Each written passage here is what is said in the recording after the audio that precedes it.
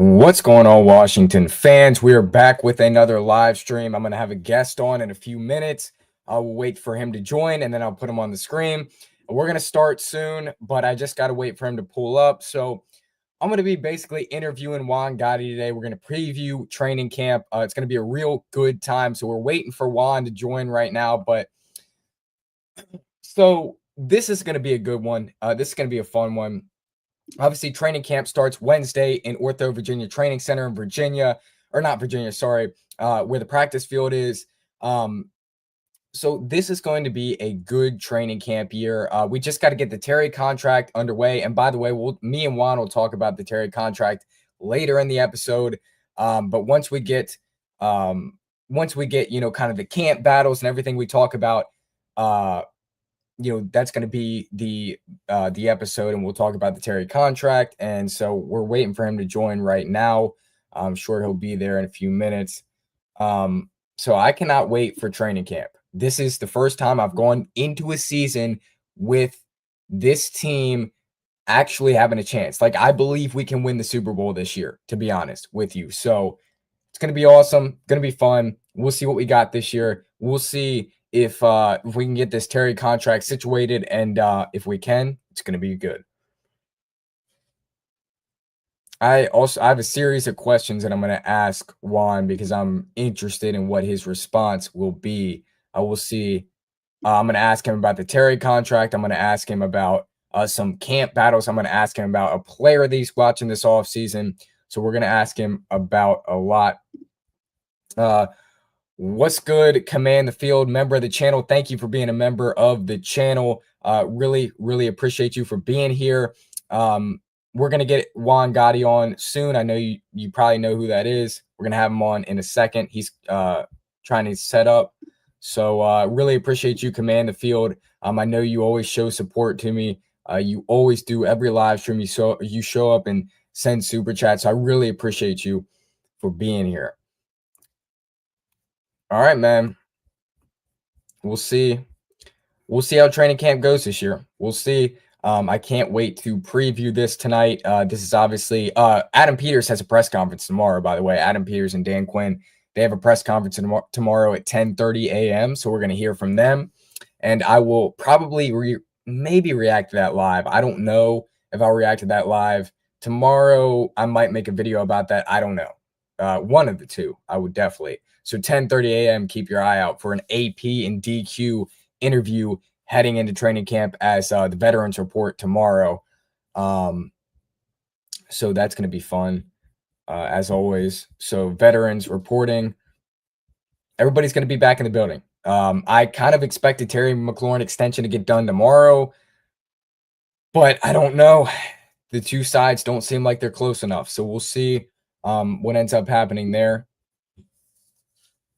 I think it's going to get done at some point. I don't know if it's going to be done by tomorrow. That seems like a stretch for me.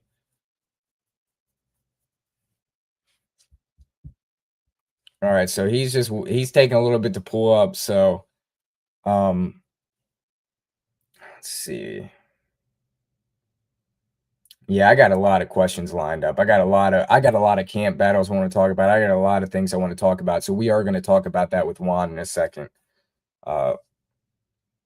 He's got to set his stream up and stuff. This is going to be a fun training camp, like I said, though. I think that this team, for the first time, they have a chance to, win multiple games, a lot of games back to back. So it's going to be fun. It's going to be interesting. I think that the leadership that this team has, I think that Jaden Daniels, all of it, I think that they are set up for success. So we're going to have a good time talking about this tonight. So let's see. As we wait for Juan, Commanders training camp starts in a few days. It's going to be fun. We'll see if hopefully we don't have any injuries. Hopefully we have nothing go wrong. Hopefully it's a clean training camp. Hopefully it's a clean, training camp. We get through it. We get to the preseason. That all goes well. We have a good time. I know Noah Brown. We did get a positive injury update on Noah Brown. We'll probably talk about him some tonight. But we're going to talk about Terry McLaurin a lot tonight too, as well. So it's going to be fun, man. All right, Juan. All right, Juan is in here. He is joined. All right, let me add him to the stage. All right, what's going on, Juan? What's going on, bro? How you doing? Pretty good. I've been good. Excited for training camp. That's what we're here to do tonight. Talk about training camp. It's going to be a fun year. Yes, sir. Definitely gonna be a fun year. Training camp is definitely here, and we're hoping that we can finally move on in some peacefulness and not have to carry this Terry McLaurin situation with us. But nevertheless, it is a great time to be a Washington Commanders fan, as we expect this to be a really, really great year for sure. See, the thing for me is like we haven't gone, 10 win seasons back to back in a long time. So Hmm. I just hope we can have a good year this year. And it doesn't have to be a Super Bowl. But we, Yeah. we are going to talk about the Terry McLaurin situation later tonight. So, and I know I saw Hmm. you had a live stream like 6:30 or something like that with a bunch of the other Commanders creators, I Uh-huh. think. Hmm. All right. So I wanted to ask you, who's one player you're watching through preseason and training camp? Okay. Ooh, does this have to be a rookie or like a second year guy? This could just be anybody. It can be an undrafted, yeah, second year rookie, undrafted free agent, one of those guys. I think it's a tough question, so I wanted to see what you had. Yeah, man, because I mean, how could you not be excited to watch everyone, right? Especially a lot of the new additions. But a guy Hmm. that I've been super excited to see in this defense, this upcoming season is two. Second year player Jordan McGee is a guy that I am Ooh. so high on. I think this guy has the potential to be a absolute star in this league. So I'm Hmm. excited to see what he can do in the second year. And they like for I'm not gonna say for whatever reason because I know why because I think highly of him as well, but they expect him to come in and really take hold of one of the starting linebacker positions. They had a lot Hmm. of packages prepared for him last year, but due to health, he wasn't able to be out there. In mini camp and OTAs, they had him running a lot with the ones. So I think he is going to be in for a huge year. And then my free agent guy is Will Hurst. I am a huge Will Harris fan. I saw his tape when I broke it down or his film and highlights and whatnot. And I said, oh man, this guy is truly a guy that can do it all in terms of coming down. I seen the clip where he absolutely murdered Tyler Algier, and Oh, I seen yeah. his pass coveraging ability. Worse, he can be, Jeremy Chin, but the thing is his potential is much higher than that of a Jeremy Chin. So that's why I'm super high on him as well. And he had a really good year for New Orleans last year. Before their whole season started off, people forget that their defense was absolutely elite to start the year. Big reason why they started what I want to say 2-0 before their 3 season, and 0, fell off. actually. 3 and They 0. beat the Yeah, before Cowboys their like season. they beat the Cowboys bad Yeah, that's the week one that 3, I remember. That's the one that I remember vividly. Yeah. I think they should have beat the Eagles too, right? Was it with the yeah, they I'm trying to remember. I think 16-13, I think. I think that was yeah. the score. So they started off really well, and a big part of that was that defense. And when they lost him, a lot of fans were upset in New Orleans. So those are my two guys. I mean, I could go on and on and on about Mhm. multiple guys that I think is going to be really good and who I'm keeping an eye out for this training camp and preseason. But those are the two guys for me for sure. Yeah, I like Will Harris. The one thing I've heard about him is he flies around like Frankie Luvu, like that he Hmm. hits like him. And Jordan McGee, yeah, Joe Witt Jr. talked about him. He said that he had, a lot to give to him last year, but wasn't able to do it because of injuries. He's also Hmm. looked jacked this offseason. So, Yeah. um, what's your biggest position question mark? So for me, it's safety because you talked about it. Is Will Harris really a starting caliber safety in this league? Hmm. I just don't know. You lost Jeremy Chin. I'm just unsure about the position. You didn't draft anyone. So what is your biggest position question mark for the Commanders?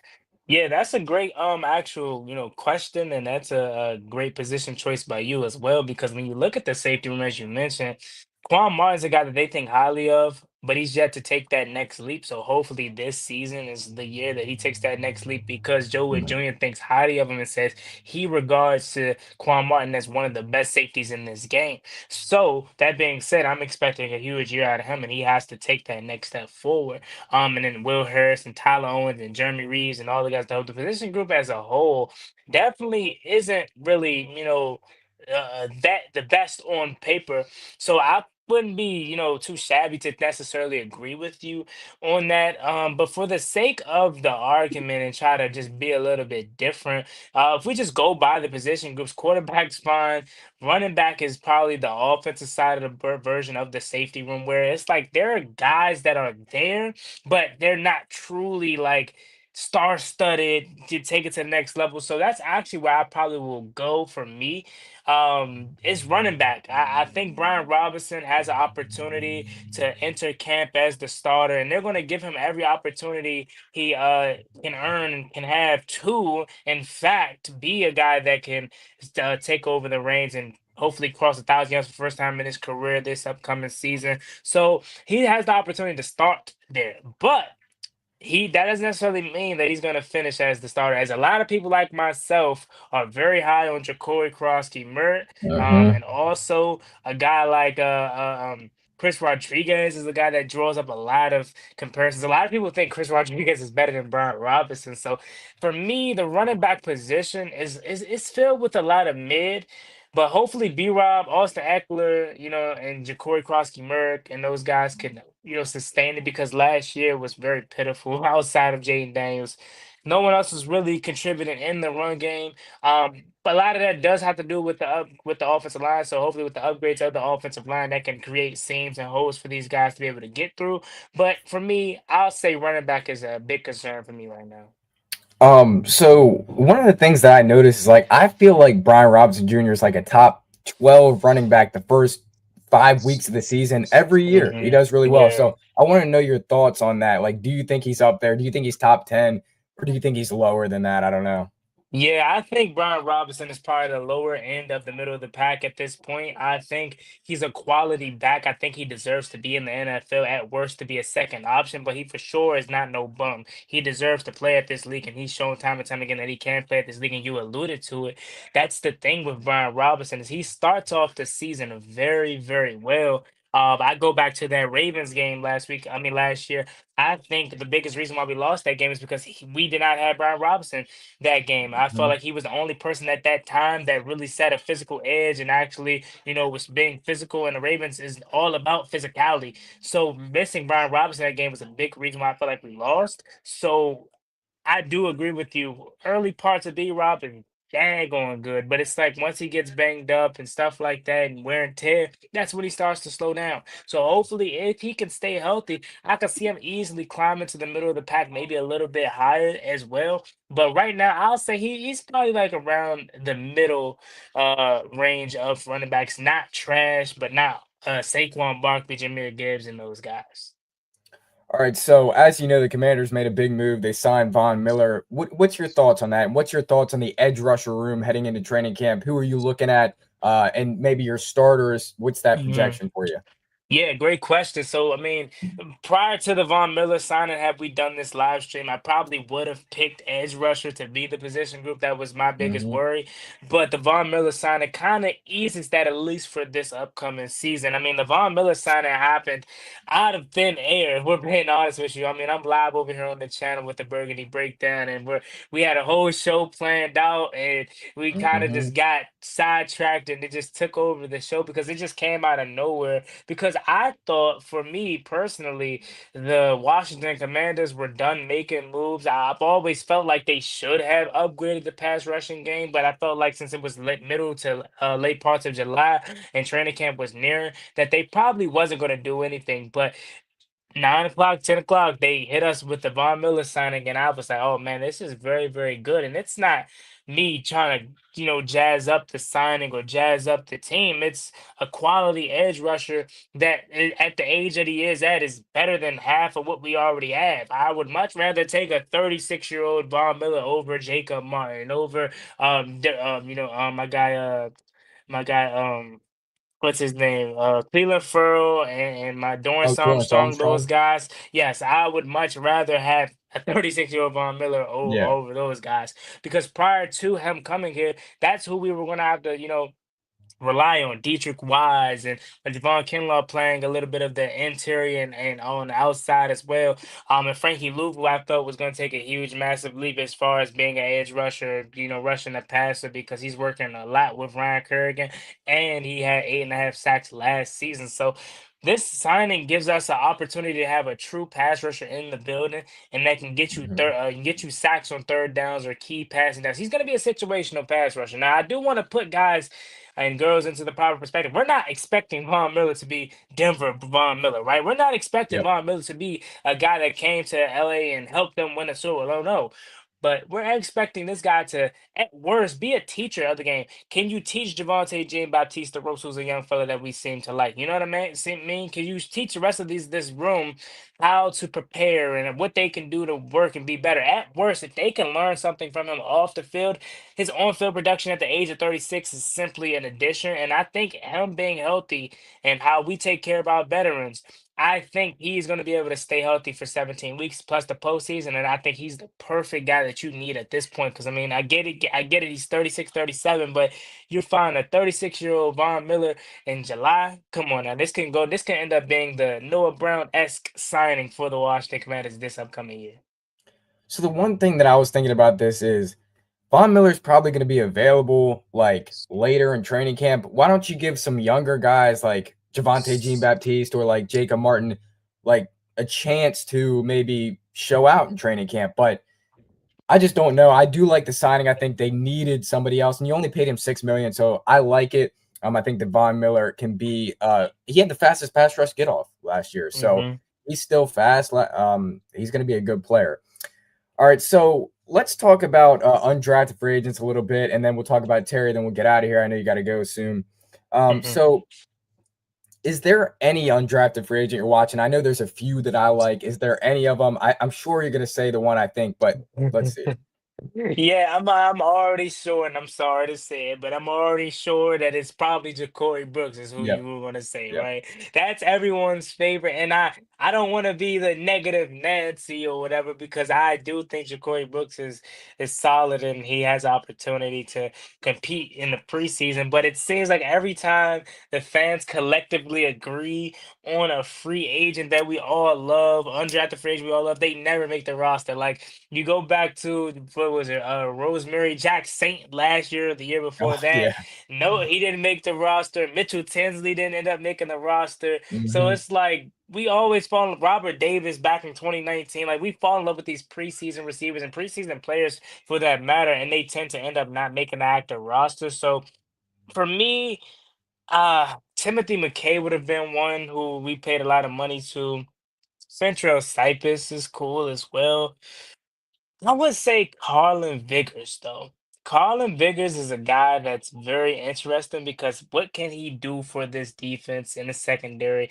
Can he be a special teams guy, right? If we know, in my opinion, I think the best way to make this roster is to be a special teams help. You know what I'm Yep. saying? Everyone always wants to make it as the safety, as the cornerback, as the receiver. I mean, Terry McLaurin was going to be, he thought he was going to be a safety, special teams guy, and his way onto the roster was going to be special teams at one point, right? You look at Percy Butler, a special teams guy that you drafted, and Tyler Owens last year, show out on special teams. And I think a guy like Colin Vigors, if he can do that, he'll be a very great help to this special teams unit, which is already filled with some dogs, right? Nick Ballore, Jeremy Reeves, Tyler Hmm. Owens, just to name a few.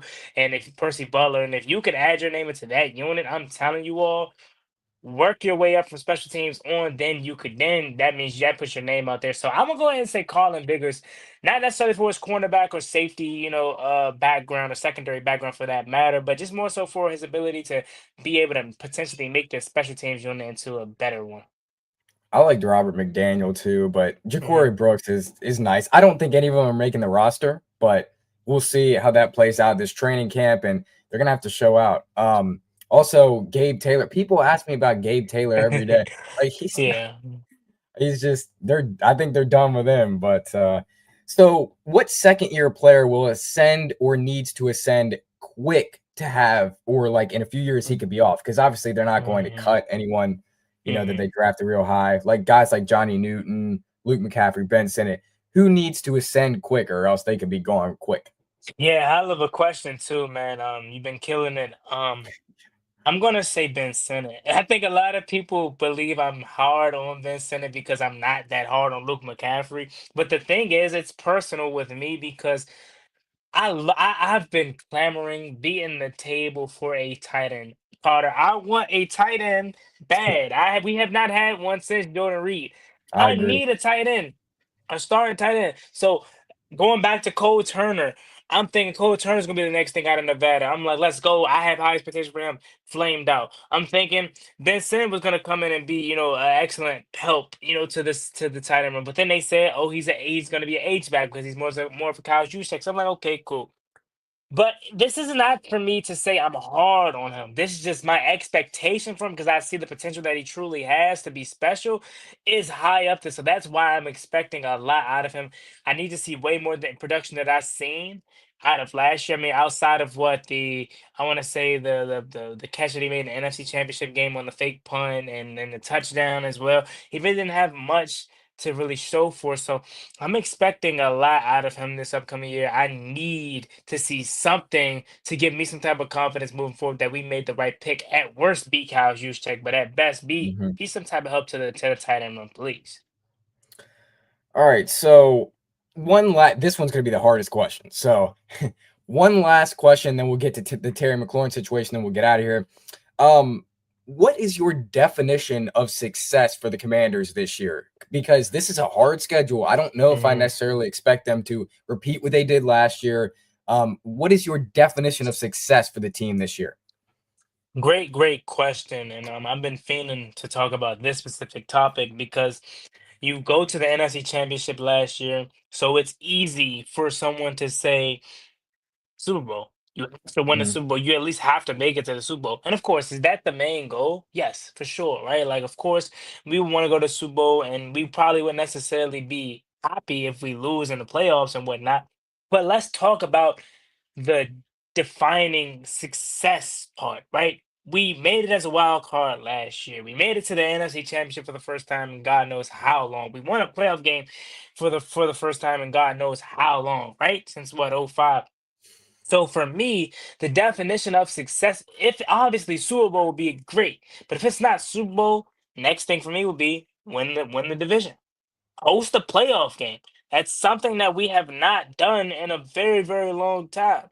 And of course, if Washington does not hoist the Lombardi, it's gonna be disappointing. But if you win the division, if you host a playoff game, if you win the divisional round, if you get a first round bye, that's even better, right? But showing that type of progress is a success for me. I hate that this theory, just because he made it to the NFC Championship, is that it's Super Bowl or bust, right? Super Bowl or mhm. failure, which that's not the case at all, especially when you don't have a older quarterback. People say we have an Asian roster, which may be true, but our quarterback is only in his second year.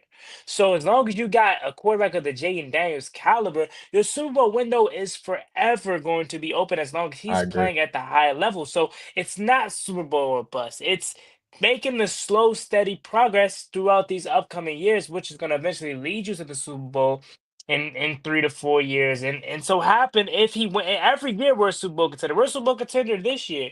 And I expect us to be competing and make the playoffs and win the game and continue to fight for the Lombardi. But if it doesn't happen, I'm not gonna be upset if we knock down some other milestones that this franchise hasn't done in years. So as far as a record prediction, what would you say? Mm, you got me with that one because Mhm. I try not to be so bullish or so arrogant with my record prediction. But if I could just think about the schedule, I can actually pull it up here. Let me see if I can pull it up here It's just a so I tough can get a schedule. refresher. No, yeah, I know for sure it's a tough schedule. Before I look it up, I want to say off the top of my head, I know it's New York, Green Bay, Las Vegas. I want to say Mhm. Atlanta week 4. Yeah, Atlanta. Um, so it's like I'm not trying to sound like a homer, I promise you. But I could see Washington starting 4-0 this upcoming year. How likely that is? Not sure because you never know what these games can be like. Because Green Bay is a really good team, right? And it's Thursday night at home in Green Bay, and so it's tough for that one. But I think we could start off the season realistically. I mean, you look at it: New York win. I think Green Bay could win, Raiders win, Falcons could be a win, Chargers could be a win, Bears could be a win. Realistically, like I'm not trying to troll you because I don't think I'm not gonna say it's going to happen. But as I'm looking at this schedule, it's tough games. But we're in the position where we no longer have to fear these guys that we're playing because Hmm. we're a team that should be feared. Or we're a team that's actually good that can win these games. I could see Washington starting the season off 7-0, and then that first game against Kansas City could be a little rocky. But realistically, I'll probably say for the start of the year, I'll say we beat the Giants, we beat the the Packers, we beat the Raiders. This Falcons game is very funny because I know we own them, but it's like all good streaks must die at some point, right? It So, felt due last year. We felt due last year. right? And you know they're gonna have that vengeance on their mind as well. So I'm gonna hold off for that one. That Chargers game is tricky too, but because that I think that we're gonna get tested early. We talk about how good this run game has been upgraded, but we're gonna get tested early with the first 5 weeks. Because even Tyrone Tracy's very good. He's Then you got good. Josh Jacobs, obviously Ashton Genty, Bijan Robinson, Omarion Hampton, and Najee Harris if he's healthy by that time. DeAndre Swift. So we're gonna get tested early, but I'm gonna say ceiling 13-4. My prediction, I'm gonna say 12-5 again. Okay, But this I like time, it. That's NFC East respectable. title. NFC East title this time. Because a lot of people say we're going 13-4, but that's your ceiling. I like that.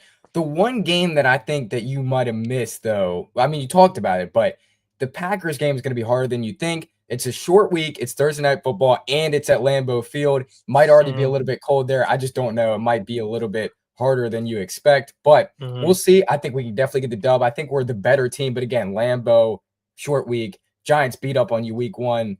Hmm. Like physically, we're gonna beat the Giants. I'll be at that game, by the way. But Yeah, me too. yeah, September 7th. I already got it marked. Hmm. Um, Giants beat up on you physically. We're still gonna beat them, but on a Yeah. short week, I don't know. So let's move into the Terry McLaurin contract. So what's your panic level right now? I don't think it should be very big, just knowing you, because I know you're real, man. Like you're not one of those trolls on the internet. They're gonna trade him and stuff. So Terry McLaurin contract, what's your panic meter level? Yeah. Great question. I made a video earlier today where I felt like today had to be the day that they got Mhm. something done because you don't want this to linger into training camp because training camp officially starts tomorrow, right? And I think they're gonna have a press conference as well 10:30. tomorrow at 10:30. So it's tricky, man, because I'm like feeling wise, I'm not panicking because I just have a great feeling that Terry is going to get extended. I think this organization values him and knows how important he is to this team and its success.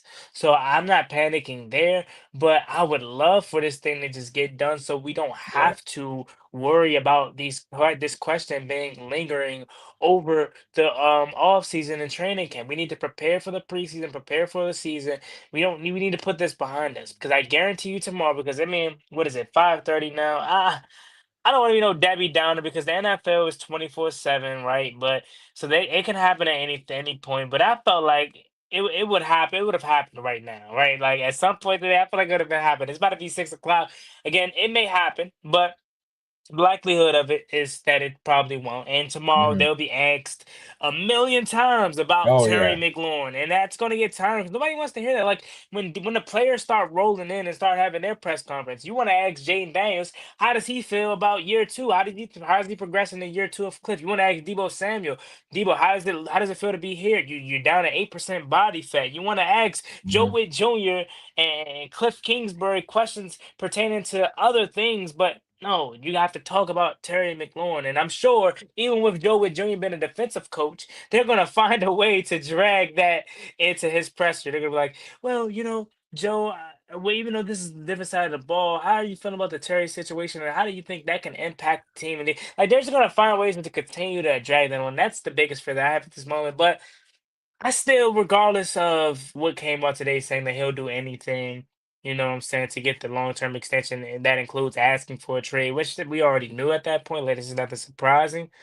So I would say my panic level is still kind of low, but I would like for it to be done for sure.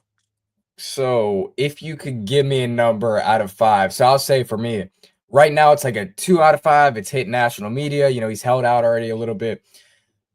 It's like a 2 out of 5 for me. I think if you get me to tomorrow night and Hmm. nothing's done, then I think it's probably like a 3.5 out of 5. But remember, the Von Miller signing happened at 10. I know that's rare, but I guess Yeah. it could happen tonight. So if there's a number, what could you give me out of 5?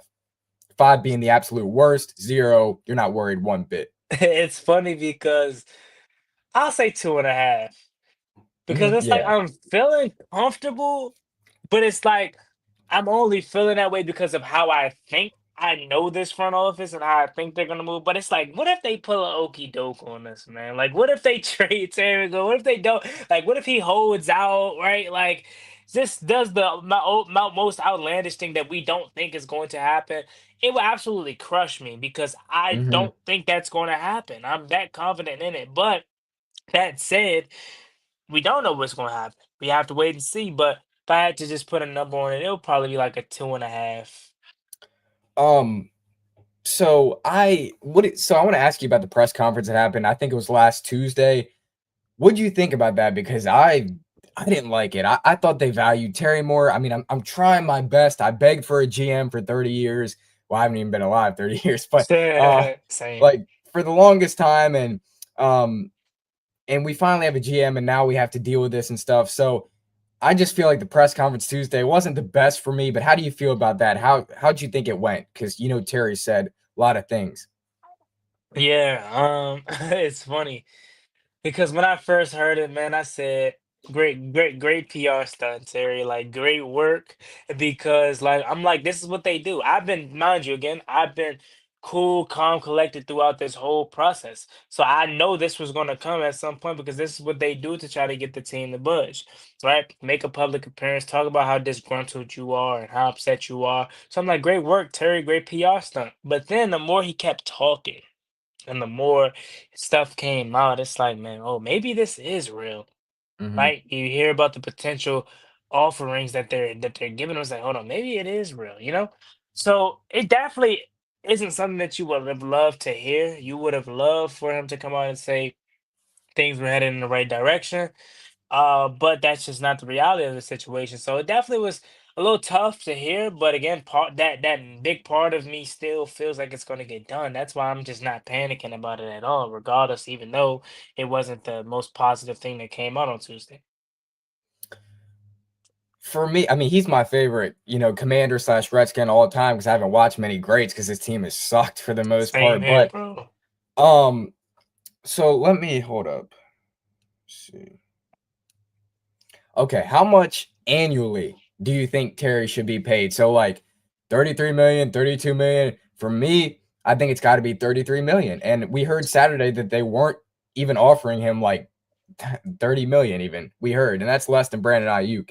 But they were offering him like 29, 28. That's what we heard Saturday from Jeremy Fowler, I believe. And I don't know if that's fully true or not, but I just I think that it's 33 for Terry. It's more than DK. It's less than CD Lamb. I think that he deserves to be respected. And people say they're looking at the future, what he can do in the future. But if you look at the past, I mean, last year he had 1,096 yards, 13 touchdowns, 3 in every playoff game, or well, 1 each playoff game.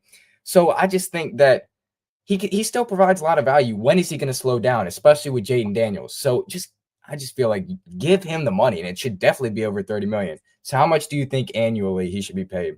Yeah, I'm right there with you. I think that is the sweet spot. I said I would start the hmm conversation at 32.5 at least, right? But I mean, that we don't know exactly what they're asking, right? Terry's representation. It's clear as day that Adam Peters and the Washington Commanders don't want to pay him that much, right? Clearly, that's what it at least feels like, or else would have been done. But again, we can't say that for sure because we don't truly know. But I will say, for me, I'm right there with you. I think started the conversation at 32.5. If he wants a little bit more, 33 is the cutoff. And if Washington, if that's where they're at, and he wants 33.5 or 34, and Washington isn't budging, I can't be mad at him. But again, we're kind of left in that, that loop because we don't know, right? But I'll say, yeah, 33 mil. 33 mil is where I'm at as well. I just feel like they should value him maybe a little bit more. I understand where he's coming from. I also understand Adam Peters. I guess you have to pay Terry or Jaden a big contract. 2 years he's eligible, I think. So that's gonna do it. Great preview. I know you hit 10K. Saw your videos. You were in the Mhm. gym today, getting Yes, ripped sir. like Rio, kind of. Um, but so hopefully I might tune into the stream tonight. I know you guys are doing a stream. I watched a little bit of that. I know you hit Mhm. 10K, so congrats on that. Thank So you. um that's gonna do it. Commanders training camp gonna be fun. Might collab some other time this season. We'll see if I can get you Yes, back sir. on. But yeah, you have a great one, Juan. Thank you so much for having me on, bro. And anytime you need me or want me to come on, just hit me up, bro. Keep grinding. All right, got you. Yes, sir. Peace.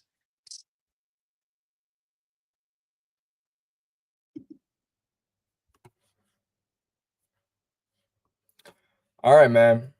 So I might kick it with y'all a little bit because that was only 36 minutes. But how do we feel heading into training camp? Let me know in the comment section. How do y'all feel heading into training camp? I think it's gonna be a fun one. It's going to be a really good time. I know that this team is just has to get past the Terry situation and we'll be fine. We heard Juan's thoughts on that. He sounds like me pretty much. Like 33 million is the sweet spot, but I don't think they're gonna go to that. So we'll just man, we'll just have to see. What's up, Nate? And I saw this comment. Let me see. Yes, sir. We should have drafted Travis Hunter. Nah, man. How would we draft Travis Hunter? How would we draft Travis Hunter? He went way before us. We picked at 29. He went at what pick number 2 overall. So sup. He said linebacker for the biggest position question mark, which is I don't know. I guess it's true. Um maybe you said that to a different question. Let me see. Let me see which one. I don't remember what. Oh, few position battles. That's what you said to do. Linebackers position battle. That's a great one. Jordan McGee, right? Jordan McGee. You have Kane Madrano. You have Bobby Wagner. You have Frankie Louvu. So you have a lot of different people there, players there. So linebacker is definitely a big group. That would be one of mine to watch too. So if y'all don't got anything else, I'm gonna go ahead and go here. It was a good stream. Hopefully, I can be back streaming tomorrow for the Adam Peters and Terry McLaurin, or not Terry McLaurin, Adam Peters and Dan Quinn press conference that starts tomorrow. So we'll see what we got there. And that I believe the two sides are pretty far apart right now. But I think that Adam Peters is going to close this deal pretty soon. I think that the Commanders, the team, has the leverage. I don't think Terry McLaurin has the leverage. So we'll see. But we just have to get it done before training camp. And if we do, then we're good, right? We're fine. Get it done before training camp and everything works out. So training camp's going to be fun. Again, I'll be back tomorrow. You guys, if you don't have anything else to say in the comments, then hold up. So let me see real quick. I started a goal in the chat. If any of you could fill out that goal, that would be much appreciated. Also, hit the like button, helps me tremendously. Hit that subscribe button as well on the road to 2,000. Make sure you hit the notification bell as well. And we'll see what this team has this year, man. All right, we'll see if we are able to come out there and look like that's all I want. Look like a functional team, look like a good team because we have not been great for we have not been great for the longest time. I just want to, get 10 win seasons back to back, double digit wins seasons back to back, and that would be my dream. Okay? That would be my dream. That's all I'm going to say. So if you guys don't have anything else, then I'll go ahead and get out of here.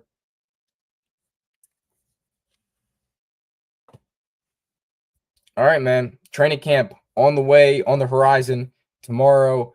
That's going to do it for me. You guys have a great one. Go ahead and get out of here. It was a good one. See you guys in the next one. If you don't have anything else to say, I guess I should leave the chat. Hold up real quick. If you don't have anything else to say, I'll get out of here. But let me just see if there's any more comments to read. Doesn't look like it, but I'll wait to see if anyone pops in. It was good to have Juan on, man. He hit 10K. That's a good guest to have on. All right. Chat is still empty, so that's going to do it for me. You guys have a great one. Hails to the Washington Commanders. And we'll be back tomorrow.